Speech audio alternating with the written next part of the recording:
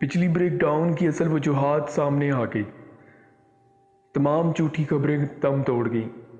اتوار 9 جنوری کی رات بجلی کا ملک گیر بریک ڈاؤن کیوں ہوا؟ ملک بھر میں بجلی کا breakdown Guddu power plant کا سرکٹ بریکر غلط طریقے سے بند کرنے سے ہوا تھا۔ ذرائع کے مطابق گڈو پاور پلانٹ کا سرکٹ بریکر غلط طریقے سے بند کیے جانے سے پورا پاور سسٹم بیٹھ گیا۔ گڈو پاور پلانٹ کے سوئچ یارڈ میں لگے ایک بریکر کی مینٹیننس جاری تھی۔ اس دوران سرکٹ بریکر کی ارتھنگ کی گئی تھی۔ ذرائع کے مطابق دن کو کام کرنے والا عملہ سرکٹ بریکر کو بند کیے بغیر چلا گیا، جبکہ رات کی شفٹ میں عملے نے سرکٹ بریکر کی ارتھنگ ختم کیے بغیر اسے بند کیا۔ سوئچ یارڈ میں لگے سرکٹ بریکر کو براہ راست کنٹرول روم سے بند کیا گیا۔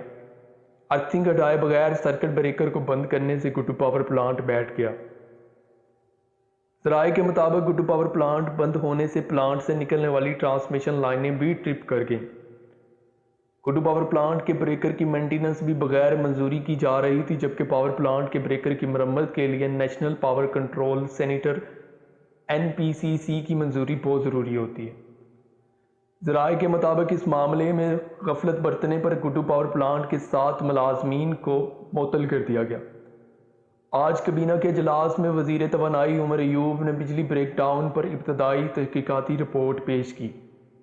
رپورٹ میں انکشاف کیا گیا کہ ملک گیر بجلی بریک ڈاؤن انسانی غلطی کی وجہ سے رونما ہوا تھا۔